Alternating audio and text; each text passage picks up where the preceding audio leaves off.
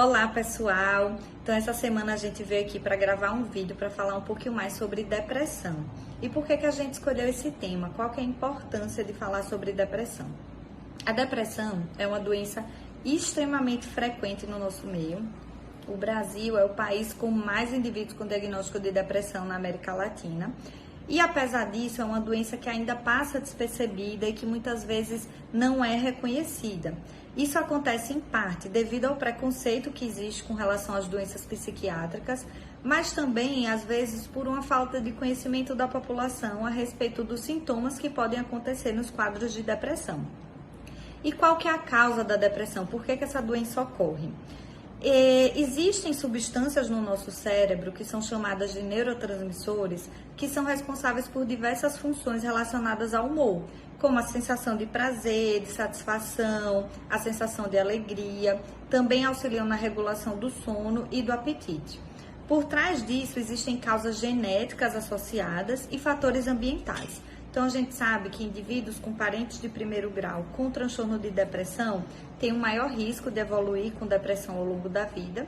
E existem também fatores ambientais relacionados que podem estar influenciando no quadro, como a perda de um parente querido, viuvez, divórcio, eventos traumáticos de vida, tudo isso pode influenciar.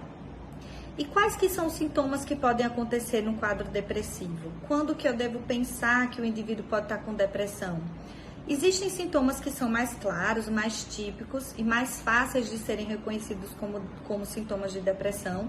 E aí entra a tristeza, o desânimo, a falta de vontade de fazer coisas que gostava, a perda de interesse nas atividades que antes davam prazer.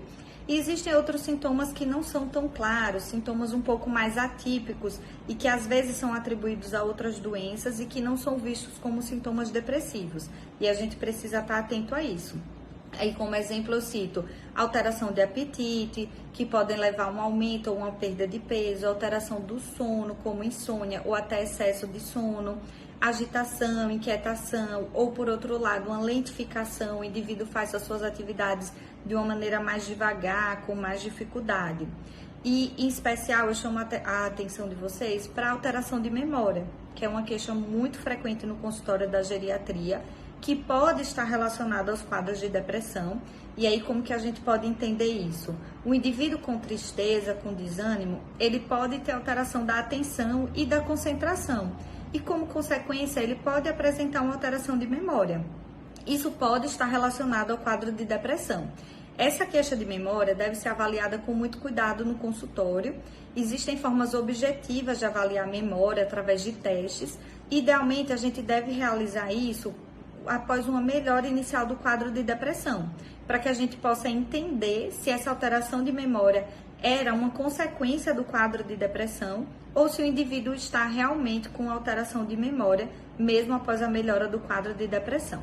Esses sintomas atípicos, eles são mais frequentes no paciente idoso, o que às vezes leva a uma dificuldade maior de diagnóstico, a um retardo do processo de diagnóstico. Então, é preciso que a gente fique atento para isso nesses pacientes. Bom, então falando um pouquinho sobre o tratamento. A base do tratamento da depressão consiste no uso da medicação, que são os antidepressivos, a psicoterapia, que é a terapia com o psicólogo, e as medidas não farmacológicas. Muitas vezes, os pacientes têm muitas dúvidas com relação ao antidepressivo. Com quanto tempo que eu vou começar a melhorar? Quanto tempo que eu tenho que usar a medicação? Esses remédios controlados podem causar dependência ou vício? Então, vou explicar um pouquinho como é que funciona. Quando a gente começa a medicação antidepressiva, ela leva um tempo para proporcionar uma melhora. Geralmente, o paciente vai começar a ver melhora após um mês de tratamento ou um pouquinho mais. Isso ainda é mais lento no paciente idoso, porque geralmente a gente começa com uma dose menor, para evitar efeitos colaterais. E aí, depois o paciente vai apresentando uma melhora progressiva. E depois que a gente atinge uma melhora satisfatória do quadro de depressão, a gente precisa manter a medicação por um período, que a gente chama período de manutenção. Isso deve ser de no mínimo 6 meses, mas em geral a gente precisa manter por um tempo maior. Depois desse período de manutenção, a gente começa a desmamar o remédio, vai diminuindo a dose aos pouquinhos para tentar retirar. O que acontece é que alguns pacientes voltam a apresentar sintomas de depressão durante a retirada, durante a diminuição da medicação. E aí, por isso, a gente tem que voltar o remédio à dose inicial.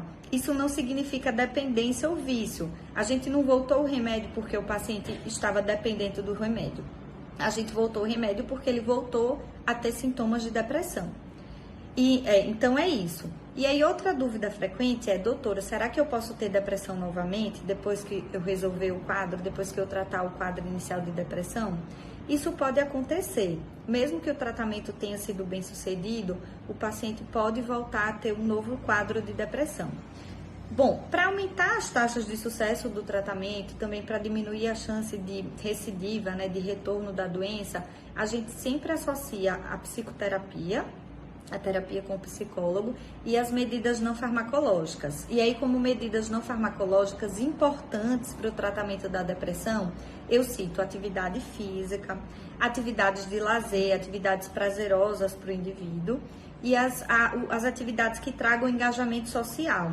E eu ressalto a importância disso no paciente idoso, que muitas vezes é um indivíduo que acaba se privando dessas atividades devido a uma dificuldade de transporte ou por uma preocupação de estar incomodando as outras pessoas que vão levá-lo até onde essas atividades são realizadas. Então é importante que os familiares estejam atentos a isso e valorizem e entendam a importância das medidas não farmacológicas nesse sentido.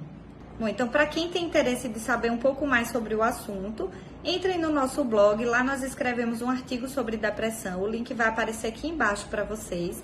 E eu peço que para quem gostou do vídeo, curta, compartilhe, divulgue o nosso trabalho. E para quem tiver interesse de ver mais vídeos, se inscrevam no nosso canal do YouTube, que também vai aparecer aqui embaixo para vocês.